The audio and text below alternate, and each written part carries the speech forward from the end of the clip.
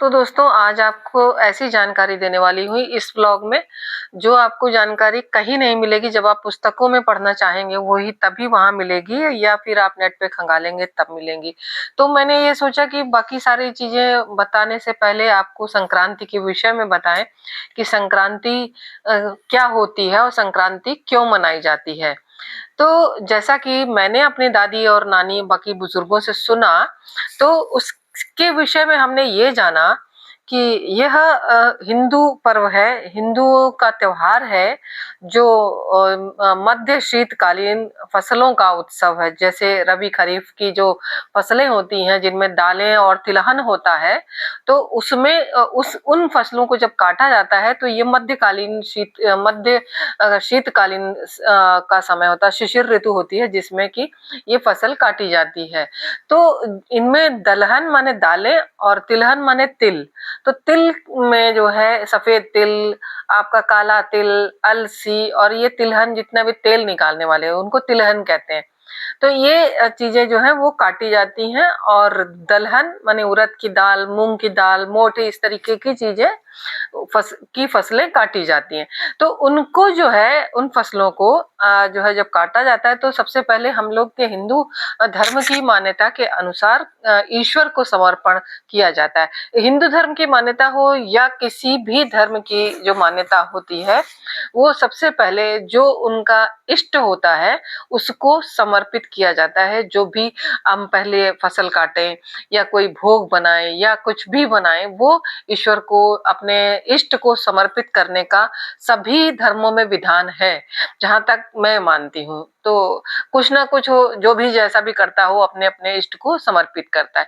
तो हमारी जो फसल होती है खरीफ की, तो उसमें जो है दलहन और तिलहन, इनका जब कटाई होती है तो इनकी जो है फसलें प्रभु को समर्पित की जाती हैं।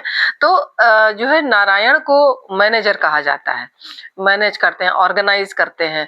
तो ये सारी चीजें तो प्रभु नारायण और लक्ष्मी जी जो है उनकी पत्नी है। तो जाहिर सी बात है कि उन दोनों को इष्ट मानकर धरती का, पूरे विश्व का, ब्रह्मांड का जो है प्रबंधक मानकर सब कुछ उनको समर्पित किया जाता है। और रूप अनेक हो सकते हैं, कोई भी रूप हो सकता है। तो सूर्य चूंकि दृष्ट देवता है, दृश्य देवता है, तो वो उनको भी समर्पित किया जाता है। तो सूर्य जो है जब ये दक्षिण से उत्तरायण की ओर चलते हैं, यह अवसर सूर्य के धनु राशि से मकर राशि में संक्रमण का काल भी होता है। तो जब वो धनु राशि को छोड़कर मकर राशि में जाते हैं, और जो है ये सूर्य के दक्षिण से उत्तर की ओर जाने का जो है काल होता है। तो इन सारी चीजों को मिला करके जो है इस पर एक दान पुण्य और लोगों को भोजन कराने की, लोगों को लोग ये समझते हैं कि इस काल में दक्षिण से उत्तर की ओर जाने पर जब सूर्य जाता है तो मोक्ष मिलता है। जैसा कि महाभारत में एक हमें दृष्टांत मिलता है, जब महात्मा भीष्म जो है वो घायल हुए और बाणों की शैया पर लेटे हुए थे। उनको तो इच्छा मृत्यु का वरदान था ना, वो तो गंगा पुत्र थे, तो उनको इच्छा मृत्यु का वरदान था। और वो चाहते तो वो उसी समय अपने प्राण त्याग देते, लेकिन उन्होंने अपने प्राण नहीं त्यागे, उनको शर सैया मिली। अब वो इसकी छोटी सी एक कहानी यहाँ पर कहना चाहूंगी, हालांकि उसकी कोई जरूरत नहीं है। तो लेकिन फिर भी कहूंगी कि जो महात्मा भीष्म थे जिनको इच्छा मृत्यु का वरदान प्राप्त था, वो प्राणों की शैया पर क्यों लेटे। उन्होंने कृष्ण से पूछा कि हे माधव, हे केशव, ये बताओ कि मैंने तो पूरा जीवन मैंने ऐसा तो कुछ किया नहीं जिससे कि मुझे इतनी कठिन मतलब वो मिले, शरशैया मिलती। तो उन्होंने बताया कि ऐसा ऐसा था, कोई एक नाग था तक्षक के उसका, जिसको कि तुमने बचाने के लिए, जिसको तुम चाहते थे कि इसका जीवन बच जाए, वो कहीं फंस रहा था, तो तुमने वहां से निकाला और अपनी तलवार की नोक से उठा करके उसको उछाल दिया, और ये नहीं देखा कि ये सर्प किधर गया। तो वो सर्प जो था वो और कांटों में जाकर के बिंध गया, कांटों में उलझ गया। तो जहां पर था वहां से तो तुमने उसे बचाया, लेकिन उसको और अधिक कठिन मृत्यु की शैया पर भेज दिया। तो जो सर्प था वो पूरे समय जब तक उसने प्राण नहीं त्यागे तब तक वो यही कहता रहा, जिसने मुझे यहाँ फेंका है उसको भी इसी तरीके की मृत्यु प्राप्त हो। तो उसकी जो है कथनानुसार तुमको ये बाणों की शैया मिली है, उसकी इच्छा अनुसार। तो वो जो है महात्मा भीष्म जो थे उनकी आंखों से आंसू निकल आए कि मुझसे ऐसे में भी एक गलती हो गई, चलिए वो भी दंड मैं भुगत रहा हूँ। दूसरा ये था कि उन्होंने जो मौन रहकर द्रौपदी का जो चीरहरण देखा, मौन रहे उस समय भी, उसका भी दंड था कि वो, अगर वो इच्छा थी उनकी कि मुझे ऐसा दंड मिले कि जो है यदि मैंने एक स्त्री का चीरहरण अपनी सभा में अपनी आंखों के सामने देखा तो उसका भी दंड वो भुगत रहे थे। तो ये सारी चीजें थी। अच्छा, अब आते हैं, ये अपनी इच्छा अनुसार वो मृत्यु प्राप्त कर सकते थे। चलो 1 हफ्ता दिन 10 दिन जितने दिन वो सर्प वहां पर पिंधा रहा तो वो अपना करके अपने प्राण त्याग सकते थे, लेकिन ऐसा उन्होंने नहीं किया क्योंकि उस समय सूर्य दक्षिणायन में थे और उन्हें मोक्ष ना मिलता और वो अपने इस मनुष्य जन्म से मुक्ति चाहते थे। तो उन्होंने फिर जब सूर्य के उत्तर अयन में जाने पर उत्तरायण होने तक उन्होंने प्रतीक्षा की और 58 दिनों के पश्चात उन्होंने जब सूर्य उत्तरायण हुए तब उन्होंने अपने प्राण त्यागे और वे मोक्ष को प्राप्त हुए। तो ये जो कथा है वो बड़ी रोमांचक कथा है कि व्यक्ति इतना ज्यादा अपने कर्मों के प्रति सजग होता है और अपने कर्म इतने अच्छे करने की कोशिश करता है, लेकिन फिर भी कहीं ना कहीं गलतियां हो जाती हैं। तो ये सारी चीजें कहने का मेरा तात्पर्य ये था, संक्रांति के दिन इसीलिए ये सब चीजें की जाती हैं, करी जाती हैं। तो इसको नई शुरुआत का भी जो है दिन माना जाता है।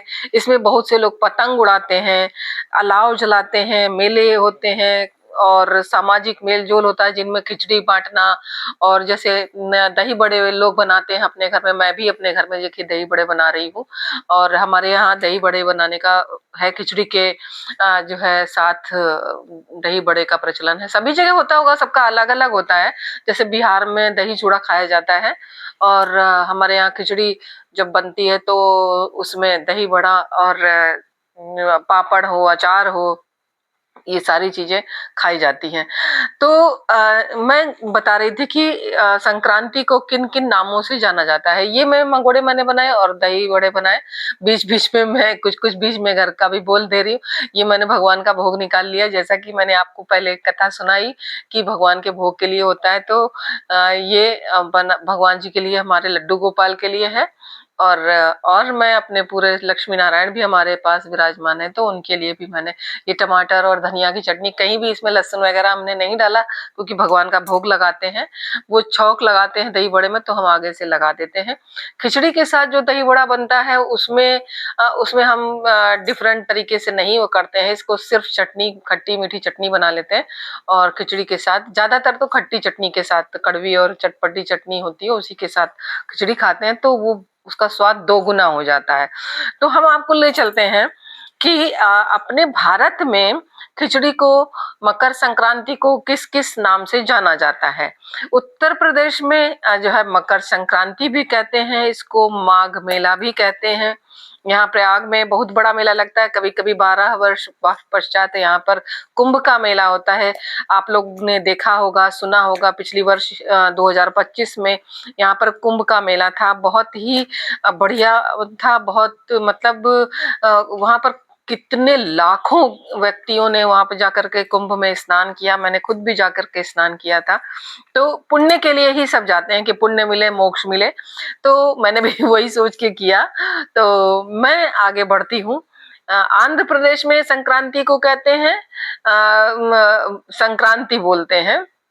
भोजपुरी क्षेत्र में खिचड़ी बोलते हैं, असम में माघ बिहू के नाम से मनाया जाता है और हिमाचल में माघी साजी के नाम से मनाया जाता है।